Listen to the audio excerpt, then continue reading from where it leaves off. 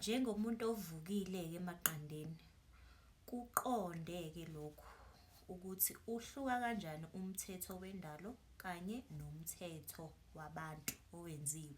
Njengayo yonke le mithetho le enizama ukuyilandela la emhlabeni ebekwe abantu, man's law. Kakhulukazi-ke futhi uhulumeni-ke iy'ngqongqo zawo ibona phela abenza sure ukuthi abantu benza ngaleyo ndlela. Kodwa abagcini umthetho wendalo. Kunalokho bawusebenzisa ukuthi wena uhlezi unokwesaba kuyo yonke into. Awukwazi ukuhamba ngokukhululeka ngoba manje amaphoyisa azokuvimba, ama-traffic cop. Awukwazi ukuy'hambela nje uy'cruise-ele ngemoto yakho noma wayithenga noma uyikweletile-ke vele part of i-system yakho le o-stuck kuyona ngoba manje kufanele uthi uhambe uyothelela imoto yakho.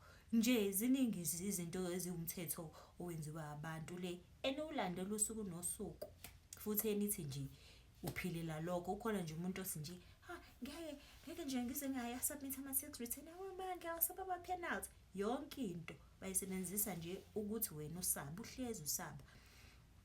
Njengoba usaba nje uba kwi-lower state of i-consciousness.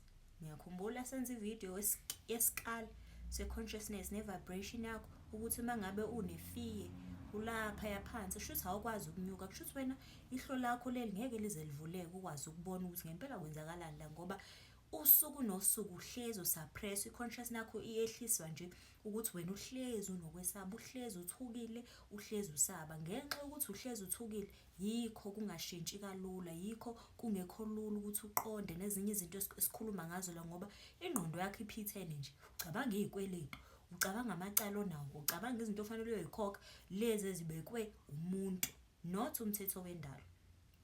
Uma ngabe nje ungahamba uye ebhilidini eliphakeme, ngeke uzuvele uze uyoyiphonsa khona uthi hayi mina ngifuna ukuvele ngigxumele ngale ngoba uyazi ukuthi kunama-consequences ukuthi make wawa la kukhona umthetho we-gravity osebenzayo ozokwenza ukuthi uwe make wawela phansi uyashona. Kanti wena akuyona inhloso yakho leyo. Uyakwazi lokho. Loyo mthetho we-gravity umthetho wendalo osebenza uthanda noma ungathandi. Futhi ama-consequences wakhona noma imiphumela yawo uyayazi. Yikho ungeke uvele uhambe uyacophelela ukuthi hayi uzusabe ngisho ama-heights ukuthi mina nje ngisaba ukuya endaweni ephakeme ngoba uyazi ukuthi uma wafika phansi ziyakhala ngawe. Kodwa-ke nomunye lo mthetho wendalo amanye ama-principles lawe e-natural law ebesikhulume ngawo 8 engiwachazile ngaphambilini, abantu abanendaba nawo. Futhi abanendaba nokuthi bawuhloniphe. Noma umuntu esazi ukuthi uma ngingaqala ngifunda umthetho wendalo ngiwuhloniphe ngiwu-apply empilweni yami kuzokwenza umehluko omuhle kwindlela engi-experience ngayo reality yami usuku nosuku. Still abantu abakwenzi lokho. Kodwa umthetho wona obekwa abantu hayi niyawulandela shame. Futhi nje nihamba phambili. Uzujabule nanokuthi hayi mina ngifayile 2 months in advance kusho wena. Ake sobheke umthetho wendalo ukuthi uhlukana kanjani-ke nomthetho owenziwe abantu. Umthetho wendalo ukhuluma ngeqiniso futhi usuka endalweni. Uthanda ungathandi, uwazi ungawazi, uyasebenza.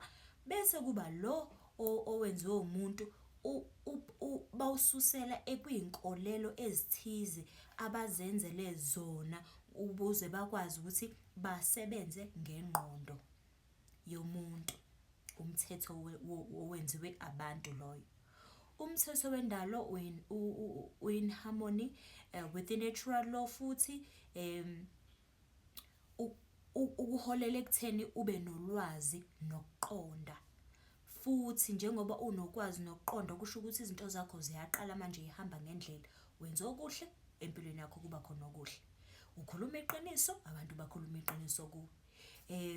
Uyabonga izinto ezinhle ziyanda empilweni yakho. Uyacomplaina izinto ezinhle ziyancipha empilweni yakho kuba khona lezi ezimbi. Le owenziwa abantu wona benza ukuthi usabe njengoba bese ngichazile futhi basebenzisa ukuthi mangabe ungayikhokha intela uyaboshwa. Mawukuthi-ke na awufuna ukukhokhela ithikithi lakho, uyahamba uthola i-warrant of arrest. Uze impela uvinjwe la eGoli kuthiwa usune-warrant of arrest, mangawukhokhi uyahamba uyolala ejele namhlanje ukukusabisa. Kodwa abantu basacabanga ukuthi lokho yinto enormal, into efanele ukuthi yenzeke leyo. Umthetho wendalo u-universal, uya-exist, uya-apply noma ngabe ukuyiphi indawo, noma ula e-South Africa, noma use-US, noma use-India, noma ukuphi nendawo uyasebenza umthetho wendalo, awukhethi. Kanti umthetho obekwe abantu uyashintsha ukuthi hayi ngoba sikuleli izwe khona iy'ngoma nje ey'ngadlalwa kwamanye amazwe, ngoba make wadlala lezo ngoma usuzoboshwa wena impela nje, akufanele ukuthi nje udlale lezo ngoma. Kwamanye amazwe uyakuboshela ukuthi ugqoke kanjani, kwamanye amazwe uyakuboshela ukuthi babeke ukuthi abantu abangaphuza utshwala uqala ku-18, kweminye amazwe 21, kwamanye amazwe 16 years. Uyabona leyo awukho consistent, ngoba ku-moral relativism okuyi-Satanist mindset, ukuthi uyakhetha ukuthi hhayi lokho ku-right. Uma ngabe iphoyisa kuyilona elibulela umuntu, hhayi siyayimbandazela nje leyo nto, angeke senze lutho, vele lowo muntu hhayi icala lakhe lizophela njalo, angeke uze kuboshwe umuntu, akunamphumela. I-moral relativism leyo, i-Satanist mindset, umthetho wabantu-ke loyo. Umthetho wendalo is eternal and immutable, exists and applies for as long as the universe exists and cannot be changed. Awukwazi ukushintsha, ngeke uzuthi hayi njengoba ngilapha phezulu nje kuleli ibhelidi ake ngigxumele phansi, ngijaha ukufika phela manje, ngijaha ukufika manje nje, isikhathi sangishaya fanele ngabe sengikule ndawo, angivele ngigxume la. Ucabanga ukuthi uzoshintsha i-gravity ukuthi ungawi uyophahlazeka phansi, angeke uzukwenze lokho. Ngisho ngabe kuthiwa ujahe kangakanani, uzohamba uthathe ama-steps mangabe usendaweni ephezulu, noma elevator noma whatever le ezokuyisa ngendlela ephephile, ngoba uyazi ukuthi make wazama ukugxumela la ufuna ukuya khona ngokushesha uzofa wena. Kanti umthetho wenziwa abantu uyashintsha ngokuthi-ke kusetshenziswa yiphi i-legislation ngaleso sikhathi, nobani abawubeka lowo mthetho. Ungashintsha kulo nyaka, nabantu abazofika babe abaphathi baqambe imithetho emisha, uqanje imithetho eminingi. Manje utshwala busathengwa ngesonto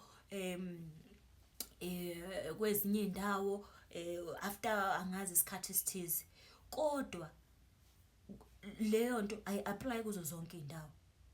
Sengisho nje ngenza nje isibonelo, ngoba vele ngenze example e-relevant kule crowd, ngoba vele aninxele niyafa, kodwa-ke asikho lapho. Okusalayo-ke fanele uqonde umthetho wendalo kanye nomthetho wabantu.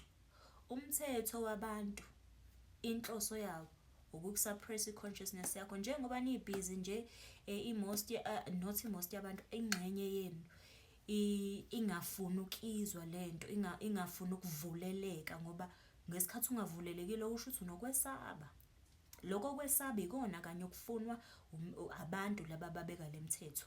Abantu wena obaziyo-ke abacontrola-ke yonke into oyenzayo yilo hulumeni, the immediate governing entity wena oseduze nayo uhulumeni. Uhulumeni hayi ukuthi u-exista nje ngoba nakho uqanjwe iphalamende, akupheli la iphalamende.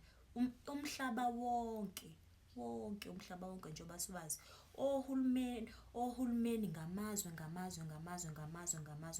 bonke nje basebenzela i-entity eyodwa, i-dark occult, abane-agenda eyodwa ukuthi nje bacontrole, basuppresse i-human consciousness.